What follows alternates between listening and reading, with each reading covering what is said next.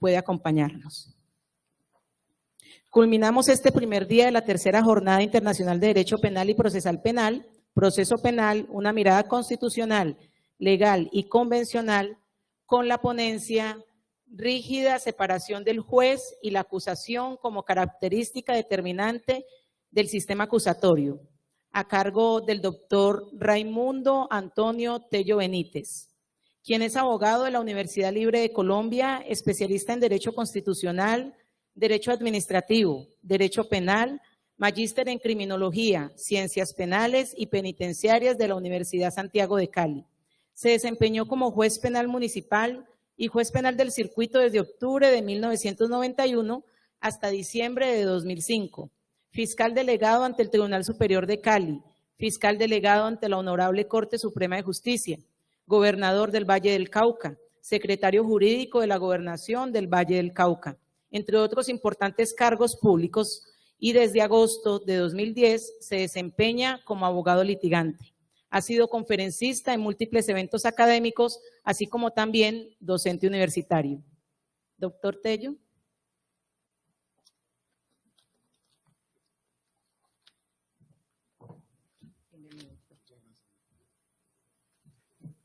Muy buenas tardes. Faltó agregar que a pesar de todo lo que ha dicho la hermosa dama, no dejo de asustarme como estoy ahora.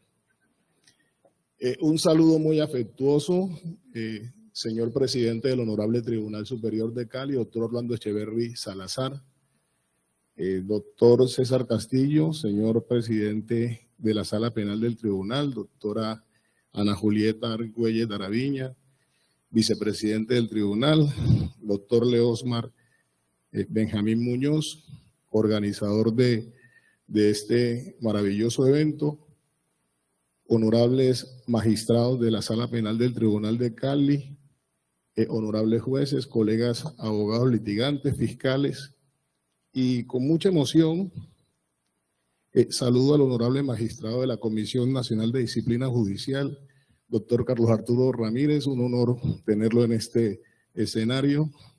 Va a ver a uno de sus alumnos en una de las intervenciones. Honorable magistrado del Tribunal Contencioso, es que mi exalumno, mi decano, entienda que estoy asustado. Le agradezco mucho, doctor Orlando de Jesús Pérez Bedoya, su presencia, sabiendo que es una persona que después de su jornada suele salir para su vivienda.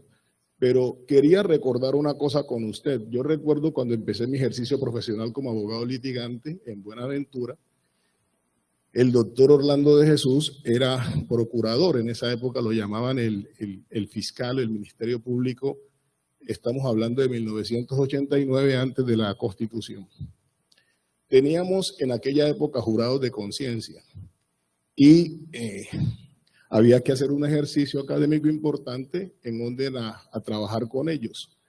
Por aquella época, todos, absolutamente todos, vivíamos muy ávidos de la doctrina fundamentalmente, y había un texto, recuérdenlo, Conceptos Fiscales para los que nacen procesados, de J. Guillermo Escobar Mejía. Entonces teníamos una audiencia y yo le dije al doctor Orlando, que era mi contraparte en ese momento, que me prestara el texto. Y él me lo facilitó. Pero obviamente yo tenía que cogerle una ventajita y entonces no se lo devolví antes de la audiencia. Así que llegué con él a la audiencia. Mi sorpresa fue que cuando lo abrí para hacer mi exposición y dije, lo voy a coger descuidado, veo que él mete la mano a su maleta y saca otro ejemplar del texto para hacerme seguimiento. Y lo expreso porque esa era la dinámica. Y esa ha seguido siendo la dinámica, estar del lado de la doctrina. Afortunado. Hoy escucho a mi otro compadre, presidente del tribunal, doctor Orlando Echeverry Salazar.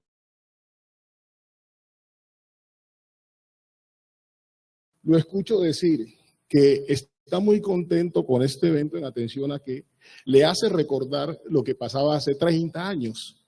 Hace 30 años él dijo, entre otros, Juan Bustos, Zaffaroni, Verdugo, Mercedes García Arán, Alfonso Reyes Echandía, nuestro maestro Orlando Gómez López, estaban en este tipo de escenarios con nosotros, compartiendo. Y no había memorial, no había providencia, no había discusión donde no citáramos la doctrina. Hace unos hermosísimos meses tuve el placer de compartir académicamente, invitado por ODDA, a una capacitación que dictaban, y una de las expositoras era la doctora Socorro Mora Insuasti. Y yo recuerdo cómo ella insistentemente decía, para sustentar sus tesis en una discusión del sistema acusatorio, cómo es que se llamaba aquel hombre de Medellín que escribió Derecho Penal Liberal y Derecho Penal Fundamental, Juan Fernández Carrasquilla. ¿Recuerda, doctora? Y entonces la fundamentación se daba ahí. Doctor, un saludo. Gracias por estar aquí. Y hoy, no solo ese aspecto, sino que hoy la veo citando a Ligi, la veo citando a Susan Hatt, la veo citando a Jordi Ferrer, a Daniel Kahneman, a Carmenza Vázquez. Doctrina. Y aunque presento excusas porque no pude escuchar la charla que adelantaron del honorable magistrado Leormar Benjamín Muñoz, y también reitero, doctora Sandra, no pude escuchar su charla, sé, por lo menos por lo que se me refirió, que en su charla también se recurría a la doctrina como una herramienta fundamental. Y lo quiero, y he destacado lo atinente a la doctrina porque casualmente, para efectos de desarrollar la discusión que me corresponde ahora, desde la visión de docente universitario y litigante en Derecho Penal, pues quería hacer el ejercicio que suelo intentar en las diferentes audiencias y en los diferentes foros. ¿Qué ha pasado con la doctrina? ¿Qué viene sucediendo con la doctrina? Vital a la hora de nosotros intentar el desarrollo conceptual de lo que es proceso acusatorio y de cómo se comportan los actores, los roles, decía el honorable magistrado de la Comisión Nacional, los roles de cada uno de los actores. Porque pareciera que lo que se ha enfatizado, que lo que ha tomado fuerza es la oralidad y la técnica antes que aplicar el proceso acusatorio. Pues bien, yo traigo un primer texto, de ahí que recogiera la doctrina. Traigo al profesor Jordi Nieva Fenol, sus textos Fundamentos de Derecho Procesal Penal. Cuando converso con él, en la página segunda, él nos dice que a lo largo de la historia de la humanidad, el proceso ha basculado fundamentalmente entre dos modelos, el inquisitivo y el acusatorio. Nos dice que esos sistemas han recibido las referencias de las diferentes denominaciones como consecuencia del diferente papel y ubicación que en ambos modelos tienen dos únicos elementos esenciales, el juez y la acusación. O sea, fija ese parámetro esencial. ¿Cómo se comporta el juez? ¿Cómo se comporta la acusación? Yo le digo en qué sistema está o en dónde está su mentalidad a manera de sistema. Pero en punto de lo nuestro dice, si el juez no acusa, sino que precisa de un acusador para mantener su imparcialidad, el modelo es acusatorio. Oigan esto, si el juez no acusa, sino que precisa de un acusador para mantener su imparcialidad, el modelo es acusatorio. Si por el contrario, el juez acusa al mismo tiempo que juzga, el proceso es inquisitivo. Y en una postura radicalizada, el profesor Jordi Nieva dice, el resto de las características que se han atribuido son simplemente falsas y sobre todo muy polémicas. Y empieza uno a preguntarse, ¿este concepto de proceso acusatorio que emite el profesor Jordi Nieva Fenol ha estado vigente en nuestra realidad a partir de la Carta Política de 1991? Es decir, ¿hay posibilidades de que alguien piense que estamos en el sistema acusatorio única y exclusivamente porque el juez necesita de un acusador? La respuesta la tenemos todos. Si bien solo nosotros estamos hablando del sistema acusatorio a partir del acto legislativo 03 del año 2002, ¿cierto? Si bien nosotros solo a partir de ese momento estamos hablando del sistema acusatorio, si yo estoy trabajando con Jordi Nieva Fenol, no puedo hacer esa afirmación. ¿Por qué? Porque la Fiscalía nace por allá por el año 1992. Y antes de que nazca, tenemos el decreto 2700 de 1991, noviembre 30. Y ese decreto, ¿qué está diciendo? Hay un cuerpo que investiga y acusa, la fiscalía, y hay otro cuerpo que juzga, el juez. O sea, Jordi Nieva Fenol me está diciendo, ustedes tienen sistema acusatorio desde el año 1991. Paso a la ley 600 de 2000. Y cuando reviso la ley 600 de 2000, pues encuentro exactamente lo mismo. ¿Quién investiga? La fiscalía. ¿Quién acusa? La fiscalía. ¿Quién juzga? El juez. Entonces, ustedes tienen sistema acusatorio. Inmediatamente alguien me dirá, pero Tello, es que lo que me han enseñado a mí es que lo que se enfatiza en el sistema acusatorio es la oralidad. Y cuando uno revisa la ley 600 de 2000, allá no es posible la oralidad. Y en consecuencia, el concepto de Jordi Nieva Fenol que estás diciendo, de acuerdo con la literalidad de tus códigos, que aplica, no es posible. Y yo le diría, sí es posible, porque viene la pregunta. ¿Podíamos hacer oralidad con la ley 600 de julio 24 de 2000? ¿Era posible? Y entonces yo formularía una invitación. Leamos el artículo 147 en la ley 600. Y cuando lo leo, la actuación se recoge por el medio ¿qué? Más idóneo. Es decir, ¿qué herramienta tiene usted a su alcance para recoger los medios de conocimiento, las pruebas? Tengo una máquina de escribir o tengo un computador y digito, hágale a la escritura. Tengo una grabadora, tengo una videograbadora, hágale a eso. ¿Y qué estoy haciendo? Oralidad. O sea, cuando miro la ley 600, además de que tengo quien acusa y tengo quien juzga, me permite hacer oralidad. Y me voy perfilando un poco más hacia lo que es ese concepto que tradicionalmente se maneja de sistema acusatorio. Y cuando miro el 148 en la ley 600, ¿cómo se llama? Se llama utilización de medios técnicos, mecánicos y electrónicos. Y dice que en la actuación se podrán utilizar los medios técnicos, mecánicos y electrónicos que la ciencia haya creado con una limitación, y es que no atenten contra los derechos humanos. O sea, ahora estoy reafirmando que efectivamente con ley 600 yo puedo hacer oralidad y además tengo separación entre quien investiga y juzga y quien acusa. Yo en mucho estoy observando eso en audiencias a las que asisto o en las veces que visito el Palacio de Justicia. Por eso decía, ¿dónde tengo ubicado la mentalidad? Uno va al Palacio de Justicia, se pueden dar un paseo y van a encontrar algo sumamente interesante. Muchas, si no la mayoría, de las salas de audiencia tienen cinta de empapelar. O sea, el vidrio que me permite, si no estoy dentro de la audiencia, observar lo que está pasando dentro de la audiencia, está cubierto. Y yo no tengo acceso. Uno se pregunta, ¿qué tipo de diligencia es la que se está agotando ahí? ¿Una diligencia pública o una diligencia privada? O en cierta forma reservada. Y uno responde, se está desarrollando una diligencia reservada. Pero no, esa es una actuación del sistema acusatorio. ¿Por qué? Porque hay un fiscal que está defendiendo una tesis, hay una defensa que está confrontando con esa tesis y ambos están frente al juez. Eso también yo lo veo perfectamente en ley 600. Lo que pasa es que cuando yo le quito el acceso a la comunidad, mi mentalidad, la mía, no está en las características del sistema acusatorio, salvo que esté trabajando con Jordi Nieva Fenol, sino que está en el sistema inquisitivo. Estoy trabajando con la reserva, estoy trabajando con el secreto.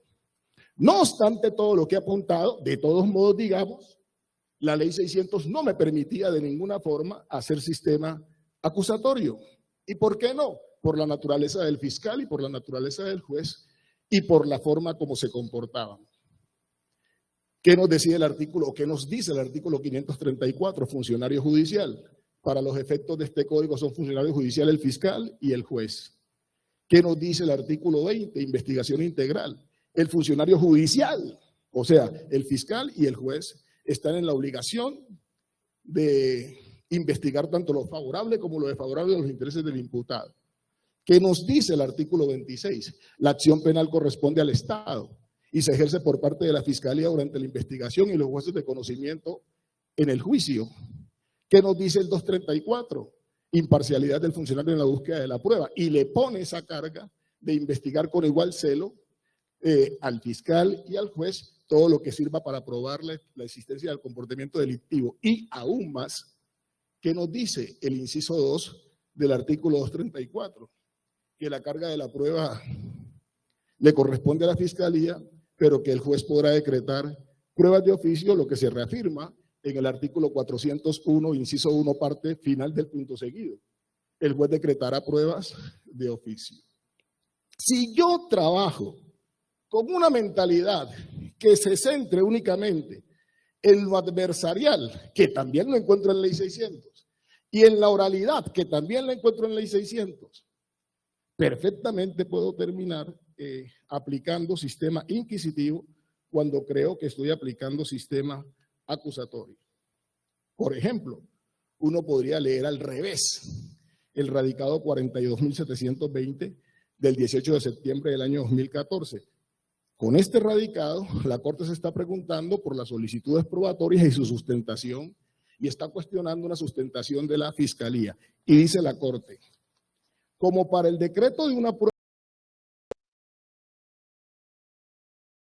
y o jurídicas que respondan su postulación, estándole vedado al juez integrar la petición auscultando en el fuero interno del peticionario el propósito demostrativo por él perseguido y complementar la petición concretando los criterios que hipotéticamente ampararían su decreto ordenatorio, entonces dice la Corte, como no cumplió con ese presupuesto, es perfectamente válido que le hayan inadmitido la práctica de la prueba.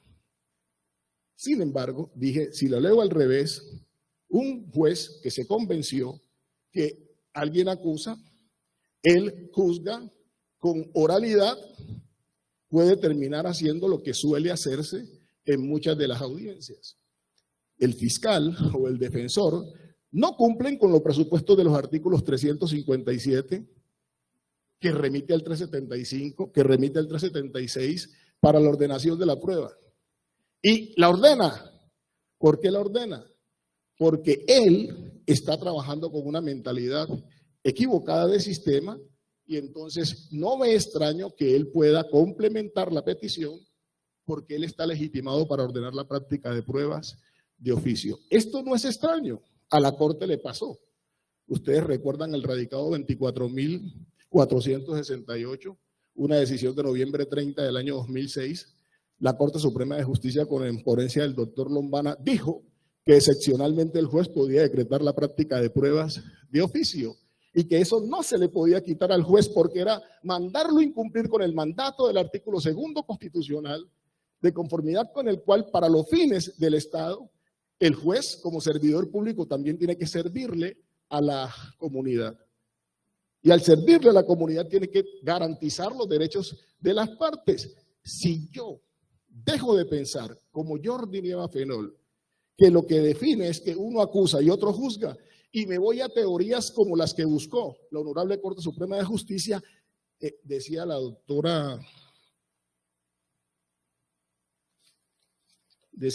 nuestra profesora de Puerto Rico, que por aquí apunté, Besaida Seijó, si yo me equivoco, entonces termino involucrándome en la actividad que le corresponde al fiscal o en la actividad que le corresponde al defensor y tácitamente, al auscultar qué quiso decir pero no dijo, ordenar la práctica de prueba, y eso sería violentar ya el sistema dentro de otras dimensiones.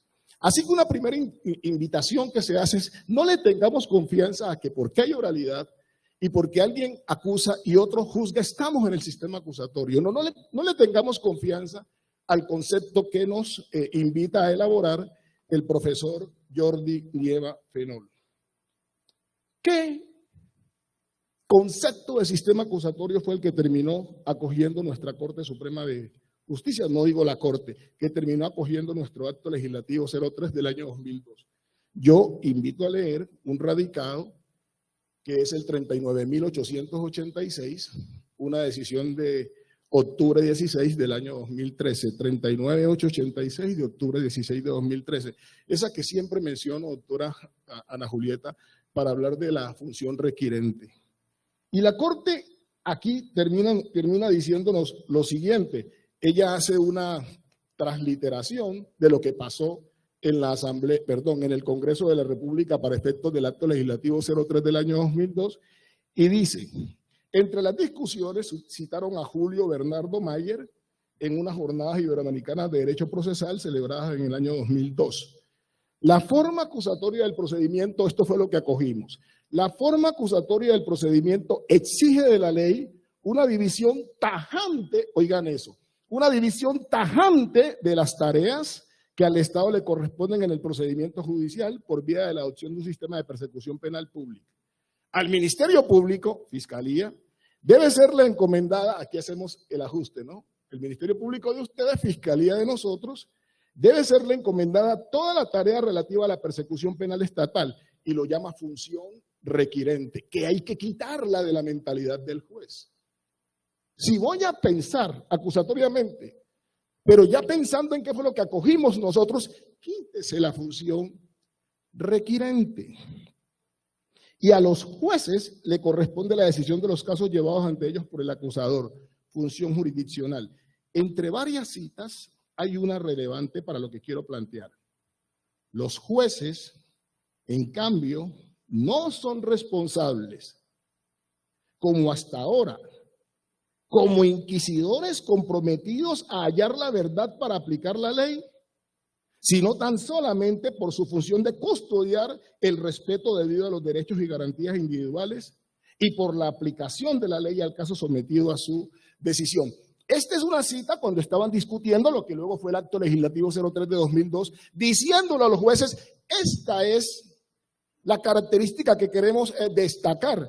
En la 39.886, antes de esta discusión, la Corte nos hace una importante precisión. Dice, pues bien, en punto de identificar las características fundamentales del modelo adoptado a efectos de distinguir su esencia, tendencias y especificidades en el plano ontológico, conviene, como uno de los más generales parámetros para el logro de dicho objetivo, revisar el contenido del principio acusatorio. Y dice, ese contenido es la equidistancia que guarda el juez, tanto de la Fiscalía como de la defensa, y la precisión y respeto por el marcado espacio excluyente de roles que juegan cada uno de los intervinientes en la contienda. Esto fue lo que buscamos nosotros.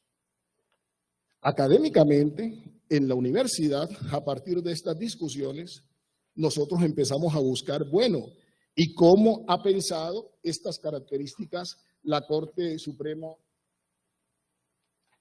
de Justicia? Yo regalo dos radicados.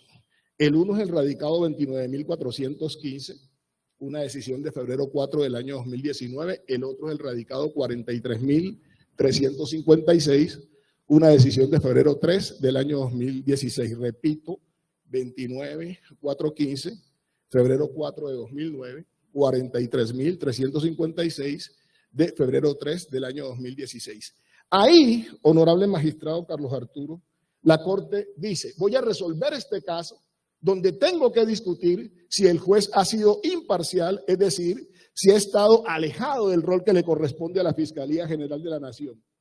Y adivinen qué hace, lo pueden mirar en la página 9. Dice, el Acto Legislativo 03 de 2002 acoge para efectos de su construcción la de un juez distanciado en sus roles de lo que le corresponde a otros actores, y le dice a los otros actores, ojo con comportarse como juez. Para ello, cita a el profesor Luigi Ferrajoli, allá en la charla en la Universidad de ICESI, hoy aquí, y como yo siempre procuro heredarla, ya tengo los apuntes, destacado usted al profesor Ferrajoli, doctora Socorro. Y Ferrajoli, en la página 564 de su texto, página 9 de la 29.415 y la 43.356 es muy extensa, entonces en PDF uno la busca a partir de la página 73. Allá nos dicen, ¿qué es sistema acusatorio? Todo sistema procesal que concibe al juez como un sujeto pasivo rígidamente separado de las partes. Oigan eso, un sujeto pasivo rígidamente separado de las partes, y al juicio como una contienda entre iguales iniciado por la acusación a la que le compete la carga de la prueba, enfrentado a la defensa en un juicio contradictorio, oral y público, resuelto por el juez, Ferrajoli dice según su libre convicción, nosotros dirimos según la prueba. Y en la misma página, punto seguido, dice, a la inversa, llamaré inquisitivo a todo sistema procesal en que el juez procede de oficio, ojo, de oficio, a la búsqueda, recolección y valoración de las pruebas, llegando al juicio después de una instrucción escrita y secreta en la que están excluidos o en todo caso limitados los derechos a la contradicción y a la defensa. A veces cuando estamos preparando esas diligencias con Morales, me dice, pero es que de pronto uno se va a citar este mundo de doctrina y con ese mundo de doctrina le van a decir, no, doctor, aplíqueme la ley 906, es que estoy aplicando la ley 906 desarrollada por la Corte Suprema de Justicia en este caso. Es decir, la Corte acoge a semejante profesor, Luigi Ferrajoli. ¿Y por qué lo recoge? Por demócrata, por respetuoso de las garantías. En esta pasadera se me fue una hojita. Por respetuoso de las garantías. Porque dice Ferrajoli, es que si hay un proceso democrático, así dice, si hay un proceso democrático, es el acusatorio. Y él opera para constituciones democráticas.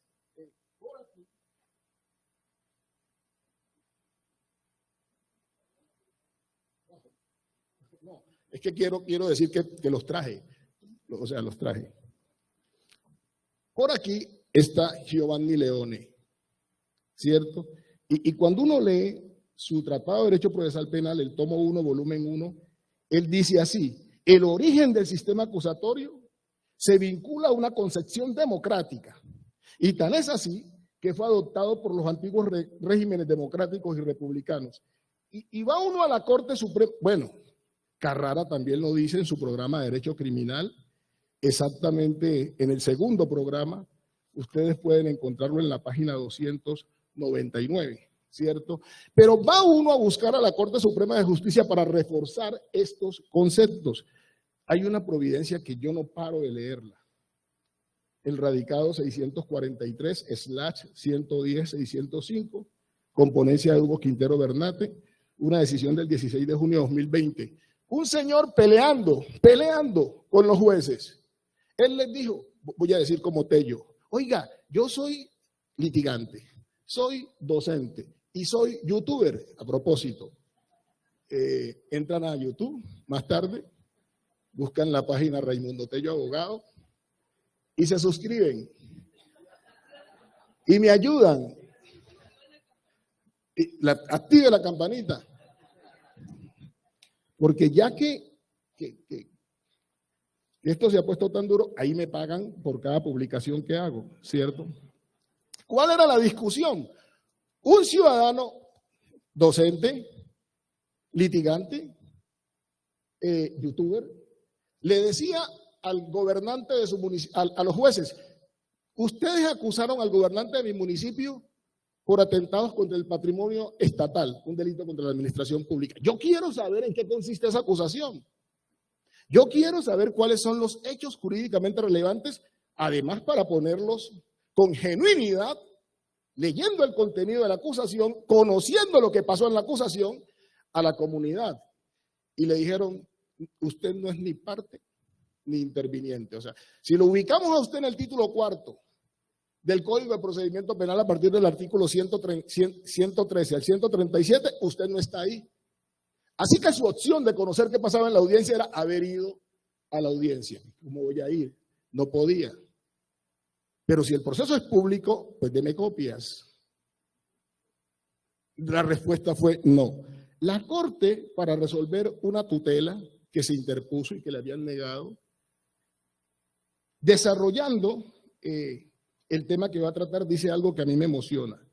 Delimitada la situación objeto de análisis, se hace necesario recordar que el sistema acusatorio adoptado en la Ley 906 de 2004 supone un avance procesal que ajusta mejor el procedimiento penal a los principios democráticos que pregona el Estado colombiano, en tanto se define como social de derecho. O sea, ya es Leone, ya es Carrara, es la Corte la que nos están diciendo los principios democráticos consagrados en la Constitución se ven bien si usted no se limita al concepto de Jordi Nirafenol, sino que se ajusta al que han expuesto recientemente por vivo, porque está vivo, el profesor Luigi Ferrajoli, y que antes expuso Carrara con toda solvencia, 1805 a 1888, y que también expuso Leone entre 1908 y 2002, que es la fecha de su muerte.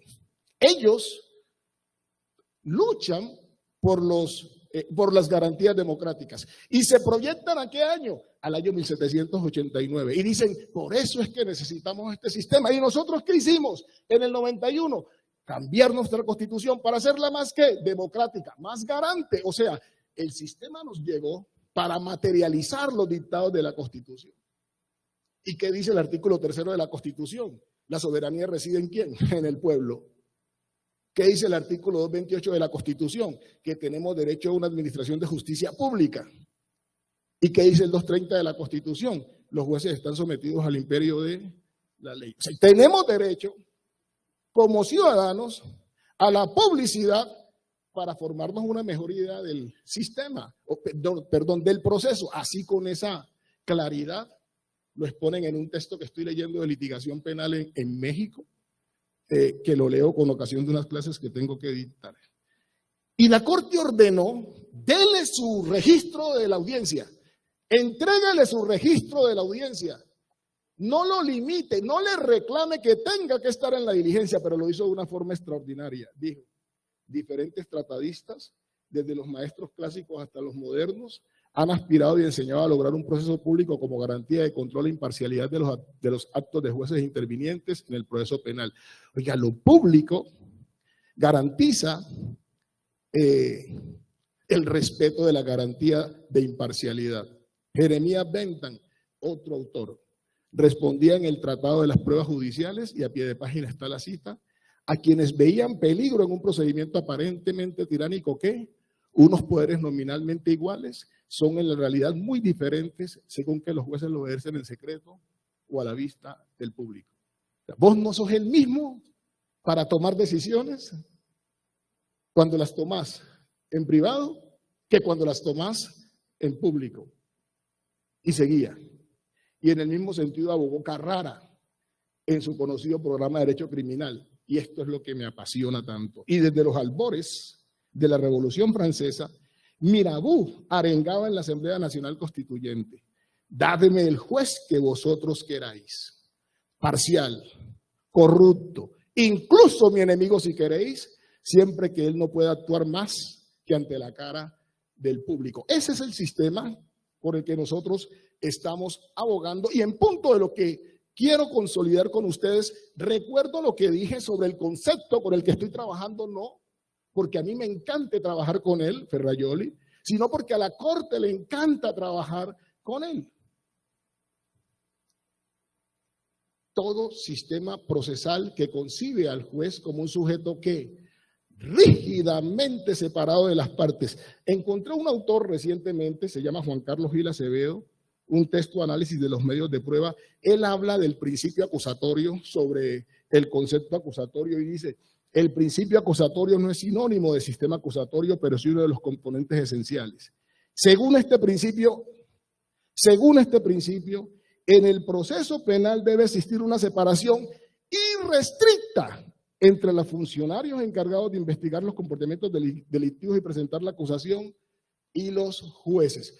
Irrestricta, y uno empieza a preguntarse en qué consiste ese rol de lo irrestricto, y vuelve a la página 567 de Derecho y Razón, pero que lo recoge la Corte en el radicado 43.356.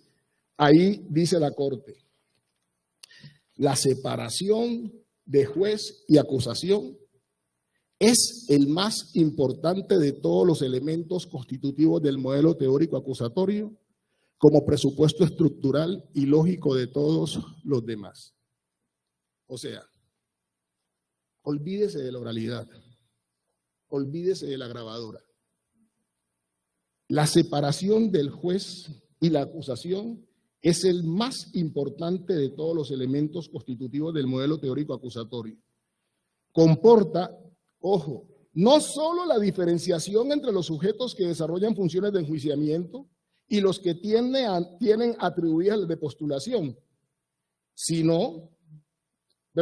postulación, con la consiguiente calidad de espectadores pasivos y desinteresados reservada a los primeros como consecuencia de la prohibición de no proceder de oficio, sino también y sobre todo el papel de parte en posesión de paridad con la defensa asignado al órgano de la acusación, con la consiguiente, lo voy a enfatizar, falta de poder alguno sobre la persona del imputado.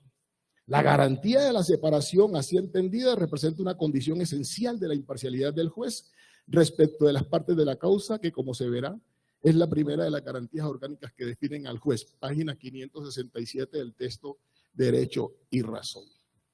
Y aquí empiezo entonces a pensar, por ejemplo, con lo que pasa en las audiencias muchas veces ante los jueces con funciones de control de garantías, de raigambre constitucional. Yo voy a decir así, más bien, no voy a hablar de lo que pasa, voy a decir qué pensó que podía pasar en esas audiencias quien presentó la exposición de motivos y qué pensó la Corte Constitucional al declarar exequible el artículo 2 del Acto Legislativo 03 de 2002 que modifica el artículo 250. Lo que pensó lo dejó consagrado en la sentencia C 1092 de noviembre 19 del año 2003. La existencia, después de decir pues que está hablando de la exposición de motivos y que si hay un gran avance para el sistema es la creación del juez con funciones de control de garantías, dijo, la existencia de un examen de control de legalidad inmediato por parte del juez de control de garantías, cuando el fiscal haya adelantado registros, allanamientos, incautaciones e interceptaciones de comunicaciones. Agréguele, cuando el juez esté frente a una audiencia de formulación de imputación, cuando se esté solicitando una orden de captura, cuando se esté en una audiencia de revocatoria de medida de aseguramiento, porque de lo que están hablando es de la existencia del juez, y dice, resulta de vital importancia para proteger de mejor manera las garantías procesales e insistir en el esfuerzo garantista que debe caracterizar un sistema acusatorio. O sea, lo traigo a esta sala, señor juez, con funciones de control de garantías, porque como es razón de ser del sistema, solo con el acusatorio potencio las garantías democráticas consagradas en la Constitución. Y yo hago una advertencia siempre cuando estoy en audiencia, cuando estoy en clases. Yo no estoy diciendo que el fiscal actuó con vocación de violación de garantías. Yo no estoy diciendo eso. Lo que estoy diciendo es que quien está en mayor capacidad de proteger los derechos fundamentales consagrados en la Constitución es el juez. Y yo no lo estoy diciendo porque pues a uno se le viene pues por decirlo, no. El profesor Luigi Ferrajoli en una publicación, bueno, en el mismo texto Derecho y Razón, pero en una publicación que hace el Nuevo Foro Penal, que es la revista del Centro de Estudios Penales de la Universidad de Antioquia, entre las páginas 59 a 75, lo dice, es el juez quien mejor protege los derechos fundamentales consagrados en la Constitución. Hasta ahí estoy diciendo yo no estoy diciendo, siempre hay vocación en el fiscal de violar derechos fundamentales. Pero ojo lo que va a decir la Corte, advierto, no yo. Mediante una diligencia de allanamiento o la interceptación de una llamada telefónica, y yo voy a decir, o cualquiera otra diligencia donde se vayan a discutir derechos fundamentales, se limitan derechos fundamentales del procesado como el derecho a la intimidad. Oigan esto, es coherente que un tercero imparcial evalúe la viabilidad de dicha medida y sopese la necesidad de averiguar la verdad procesal acerca de la comisión del delito frente a la obligación de hacer valer a cabalidad los derechos fundamentales del sindicado. Yo tomaba apuntes, doctora Socorro, y usted hablaba de imparcialidad, mantener la mente abierta, no casarnos con el Estado. Yo le coloqué ahí, fiscalía. Son las garantías que debe dar el derecho penal, ¿cierto? Aquí la Corte está diciendo,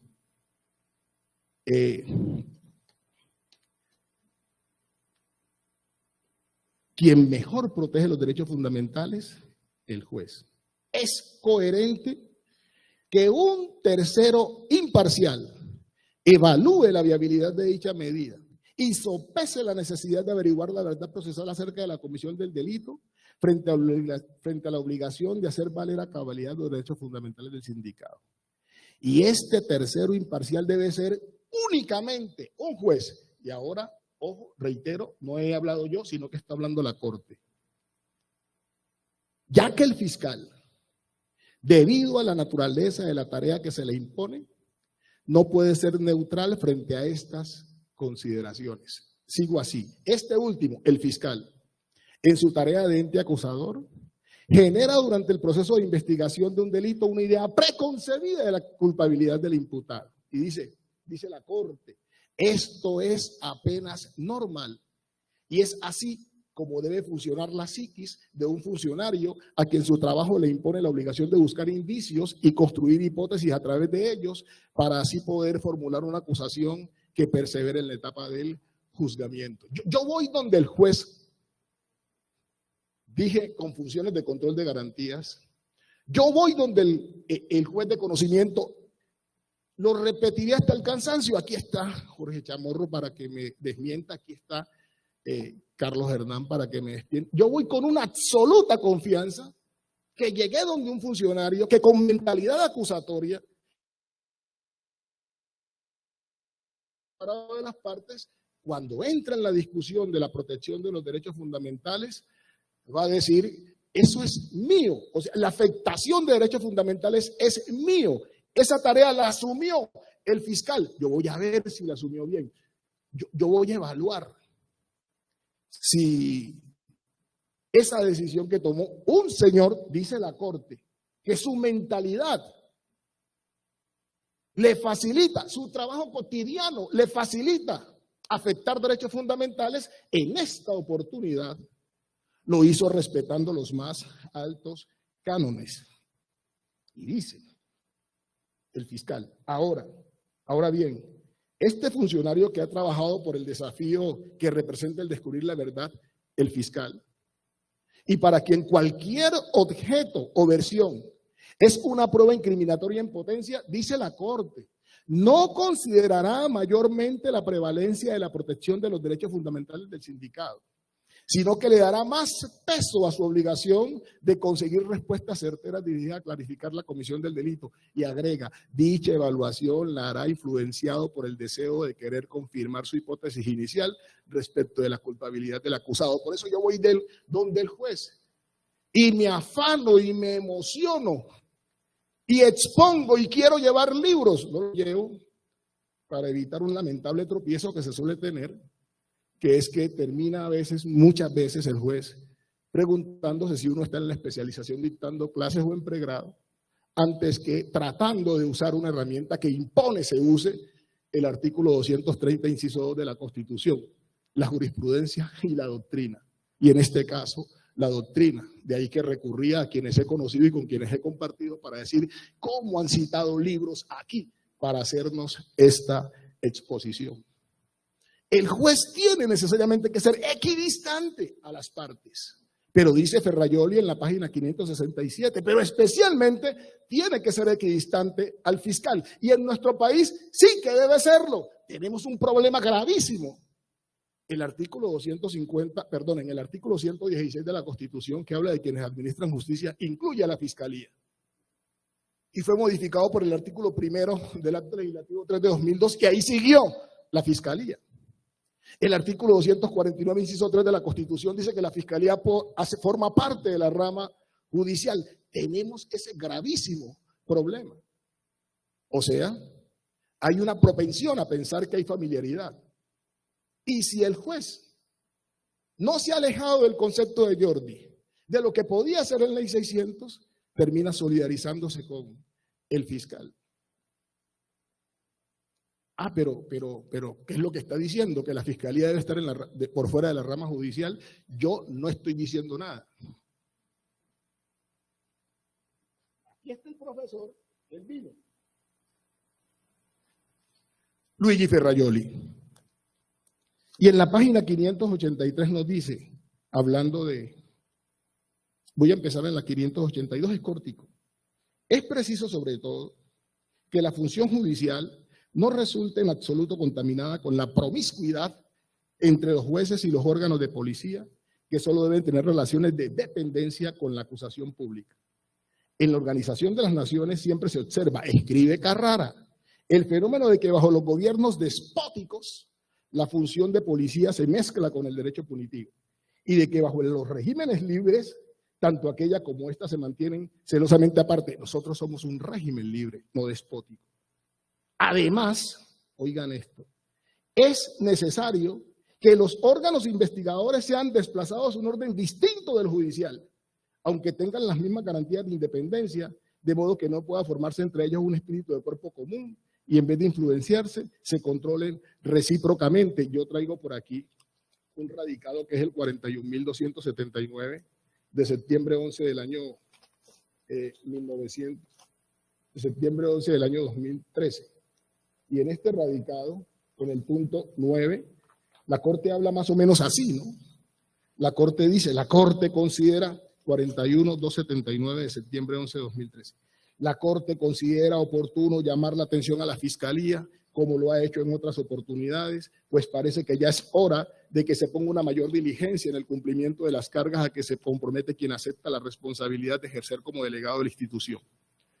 Lo anterior, porque no puede admitirse que la labor de investigación y acusación se realice tan a la ligera como en el presente caso, dejando de realizar diligencias que surgen de bulto de investigar posibles delitos, así como procediendo a elaborar escritos de acusación de cualquier manera, al amparo de que una malentendida y dañina solidaridad de cuerpo por parte de los administradores de justicia, si amplío, fiscales y jueces, hará lo posible por salvar el proceso, por rehacer la acusación, en aras de un perverso eficientismo que solo busca mostrar sentencias de condena sin parar mientes en sí. Al hacerlo, se llevan de calle garantías fundamentales como el derecho a la defensa y el debido proceso preexistente, que es hora de aplicar debido y restricto, así no guste. ¿Muy bien? 10. Así no guste. 41.279, septiembre 11 del 93. Gracias, Marcelita. Por último, dice la Corte, por último, cuando dice Ferrajoli, sacando a los fiscales de la rama.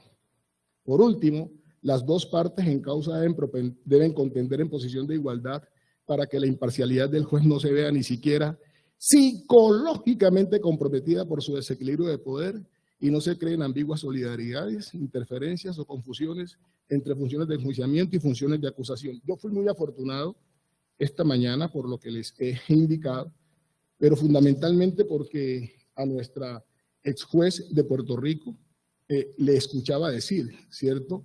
El juez debe estar en su rol. El juez no puede ir a hacer el trabajo del fiscal, mucho menos no, ni tampoco el de la defensa. El que no pueda hacer esto debe entregar la toga, ¿cierto? El juez que tenga dificultades, entonces, para efectos de, aplicando el sistema acusatorio, no poder deslindar sus tareas, las judiciales, de las del fiscal, que usurpa sus funciones apoyado en la Constitución, debe entregar la toga. Este es el sistema democrático, este es el sistema que nos rodea de mayores herramientas. Y ahí vuelvo al radicado 39886 para decir con la Corte Suprema de Justicia, o sea, es un énfasis que hago para que se entienda que estoy leyendo al máximo tribunal de cierre de la justicia ordinaria. La función requirente, o sea, la de la Fiscalía, no cabe duda, está en manos de la Fiscalía. Y la jurisdiccional en la del juez. Justo es reconocer que en el contexto de la aplicación del proceso de partes contenido en la Ley 906 de 2004, Se ha experimentado un proceso paulatino de comprensión y desarrollo, en tanto se inició con la confusión de los alcances del juez en el modelo acusatorio, con el del sistema mixto con tendencia inquisitiva, para luego ir delineándose las orillas de uno y otro panorama procesal y puntualizándose sus perfiles. Esta es la parte que de nuevo me emociona. Fue así como al inicio de la vigencia de la Ley 906 de 2004, se pudo experimentar la existencia de una cierta vinculación equivocada de los jueces con la lucha contra la criminalidad y la impunidad, la cual va cediendo con el paso de los años en la medida en que se ha ido comprendiendo con mayor claridad el nuevo esquema. Oigan esto, se dice equivocada porque cuando el juez se ocupa de este tipo de menesteres, la lucha contra el crimen y la impunidad, invade las responsabilidades del fiscal y así desvertebra el sistema adversarial, ya que destruye el principio acusatorio, puesto que se acerca de manera inapropiada al cometido institucional y misional de una de las dos partes en contienda. Debería decir, doctores, hay que, por parte de los jueces, luchar por entender que la fiscalía no está en la administración de justicia, eso es mental. Y que cuando ejerce ese rol debe ser supremamente controlado por quien sí está en la administración de justicia, el juez. Si la Constitución no lo hizo, le pegamos una lectura al artículo 31, órganos de la jurisdicción. Son órganos de la jurisdicción penal. Primero, la Corte Suprema de Justicia. Segundo, los tribunales. Tercero, jueces del circuito especializado. Cuarto, jueces penales del circuito. Quinto, jueces de garantías. Sexto, jueces promiscuos. Séptimo, jueces de ejecución de penas. Octavo, los jurados. Noveno, no hay. No hay. O sea que no dice la fiscalía. Por allá el parágrafo segundo. Oigan cómo dice el parágrafo primero. El parágrafo primero. También ejercerán jurisdicción, y ahí incluye a los jueces de control de garantías. También ejercerán jurisdicción, incluye a los jueces de control de garantías. ¿Que quiénes son? En últimas, los del numeral 2, el tribunal, cuando el caso es del Tribunal de Bogotá, cuando el caso es de la Corte, y el numeral 5, los jueces penales municipales, que además el 37, el numeral 5, ratifica que ejercen la función de control de garantías. Y viene el numeral 2. Parágrafo 2, y dice: el Congreso de la República y la Fiscalía ejercerán determinadas funciones judiciales. ¿Qué hizo la ley? La ley distinguió entre órganos de la jurisdicción y quienes a veces tienen la posibilidad de ejercer alguna función judicial. Vamos a hacer la fiesta de diciembre con el artículo 31. Entonces, tarjetas para los órganos de la jurisdicción, del primero al octavo. Tarjeta de primero al octavo. Esta es la fiesta de ellos. Y el fiscal acá le dicen: no, es que usted ejerce determinadas funciones judiciales, haga su fiesta ya. ¿Cómo también la hacen quiénes? Los defensores. La ley 906, desde ese artículo primero y sin desarrollar a otros, nos empieza a hacer esa precisión.